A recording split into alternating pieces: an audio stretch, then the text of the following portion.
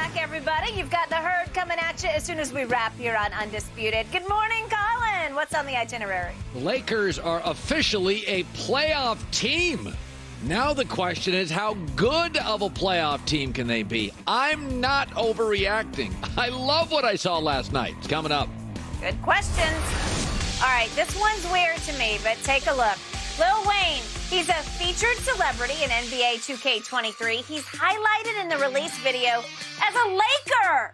And he throws back a dunk on Kawhi Leonard. Oh, my goodness. Skip, let's start with you. What's your reaction? Understand, our man Wayne is a huge Laker fan who has no use for the Clippers, so he sent me this last night because he's dunking over Kawhi Leonard. And I texted right back, now Kawhi must quit basketball. You have dunked him into retirement. You went jaw on him. And Wayne does look a little like jaw, cocking it back. I'm just trying to figure out where he get these measurements from. I don't know. The 6'1" and the 6'5" wingspan, Skip? No. I think they fudged a little bit on the height. Maybe slightly. What about the wingspan? Yeah. I don't know. He can Skip. reach. Yeah. Wayne is let's be nice. Let's give him 5'6". You give him 5'6"? Yeah. At 5'6", you ain't got no 6'5" wingspan, Skip. He is an athlete, though, because he is a champion skateboarder. He's now, got master class of skateboarding, but he's in great shape, and I don't doubt that he could dunk like that. Man, I don't doubt it. I doubt it. Yeah. And you know good well. Doesn't that look like Ja to you? Skip, Spud Webb, he could jump like that. I knew Spud. Good friend of mine. I was there the day he won the dunk contest in 1985 in Dallas. Dallas, yeah, because he's from Dallas, isn't he? Yep. He's from Dallas. Born and raised. Yeah. This man, Skip, you gonna talk about that man Lil Wayne can actually dunk? I think he could dunk. Donuts. Dunk over Kawhi. Oh, that ain't saying much. Body bag. Well, That was Kawhi a not gonna dunk even be up for the game. He gonna be contest-worthy load managing. move, right? Ron and the Lakers making it into the All-Star break with a record of 27 and 32. LeBron averaging 30 points, 8 rebounds, 7 assists on the year. Shannon, give LeBron a letter grade for the season so far. Oh, just LeBron, he gets an A. I don't know what other grade I can give him. I mean, the guy in year 20, at the age of 38, averaging 30 points, 8 rebounds, 7 assists, playing 36 minutes, and he's doing it in 59 games. They've trotted out the 30th different starting lineup. So even with the constant change, he's been able to maintain a level of consistency. He's probably had. I tried to catch the graphic last night. I think it's like 29 straight games of at least 20 points or more. And so that's very good. I think the only thing that he should do, Skip, is avoid shooting corner threes left. Shoot 11% from the corner. He's shooting 35% from the right corner. So corner threes on the left side, leave those alone, LeBron. And I think you'll be just fine. Last night, he shot 70% from the free throw line, Skip. But he had been on a very good pace at shooting free throws. But you look at the body of work that which he's done, and I'm just grading LeBron. See, sometimes, Skip, when people say, well, what grade you give Shannon for history or a government class? I got an A.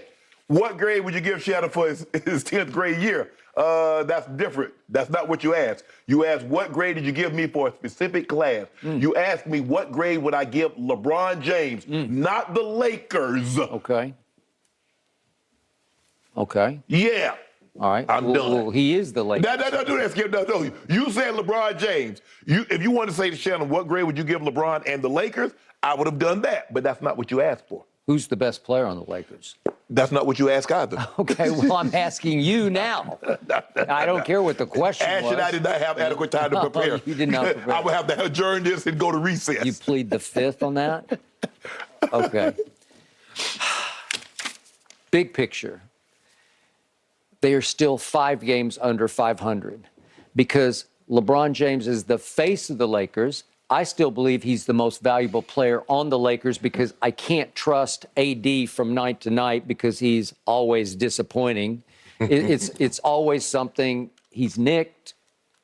He's off. He played good last night. He did. And it's an indictment on when he doesn't play because I saw that last night and I said, like Valanciunas, he's pretty good, but he just got destroyed by AD. Like it's not even fair, right? Yes. Maybe AD rises and shines against his old team. I don't know. But the point is, I believe that for much of this year, LeBron prioritized passing Kareem. And he pulled it off way sooner than I thought he would. He pulled it off in that game against Oklahoma City way sooner than I would, because it only took him 3 quarters to pull it off. And by God, he did. Yeah. And it was highly impressive. Now that that's done, the priority needs to flip to winning, because the priority really wasn't winning, because LeBron, highest IQ in basketball, had to pace himself on the defensive end to pass Kareem, because he had to focus full force on, I got to score the basketball. He's not assisting the basketball the way he, because they can make shots. Okay, you can make the case. But I also have to dock him for the fact he pushed so hard for Russell Westbrook. That some of that is on him. Skip, that was last year. You already gave him an F for that last year. Right, but he's still stuck with him this year because he had 2 years on his contract.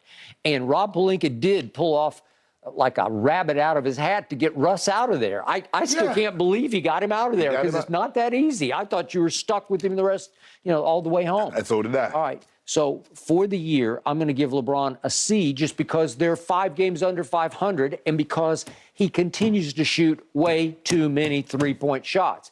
I didn't mind it for his sake in trying to pass Kareem, because 3 is better than 2. So he was jacking them up at an historic pace for him, and he was missing them at an historic pace, because for much of the year, he was the single worst three-point shooter in all of basketball. There's one stretch where it was abysmally bad, and then he followed it up last night in his first game back after passing Kareem, and he goes 0 for 5 from 3. Right.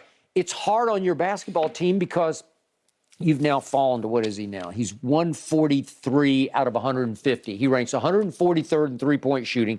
He's 31%. He's a superstar. He's still playing at a superstar age 38, year 20 level. No, Skip, so now you don't know how old LeBron is. Yeah. Okay. You don't know. You don't know he's in year 20. Okay, eliminate that. Yeah, somebody just teleported down from Mars.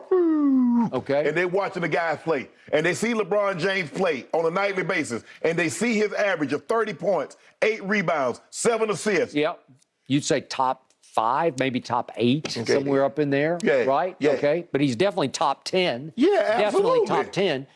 Until you look at the glitch, the Achilles heel or feel is 31% from the three-point line. It's terrible, because he's taking a high volume of them, and it's too many lost possessions.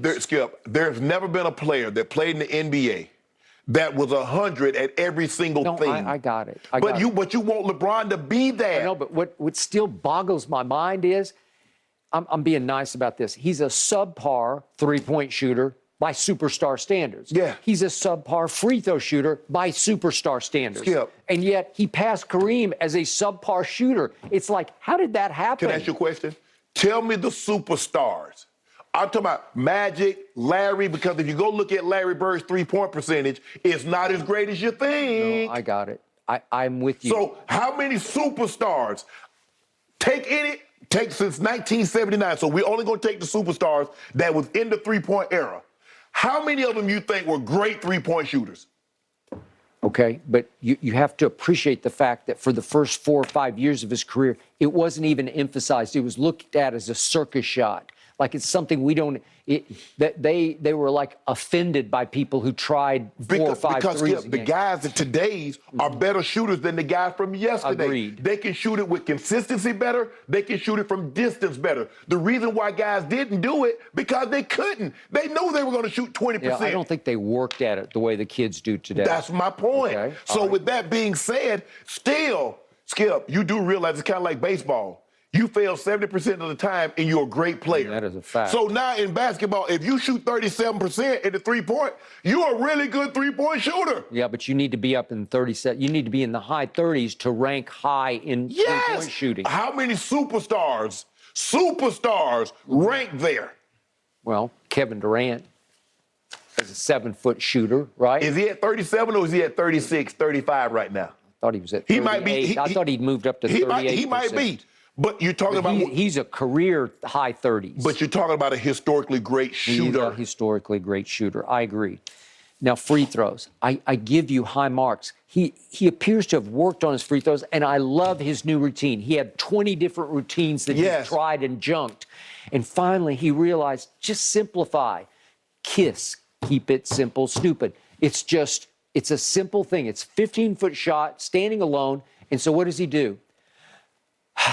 Heave a big sigh, One bounce. one dribble, and just go right up into your shot, okay? And he has improved because he's up to 76.4%. But that's improvement for him because he's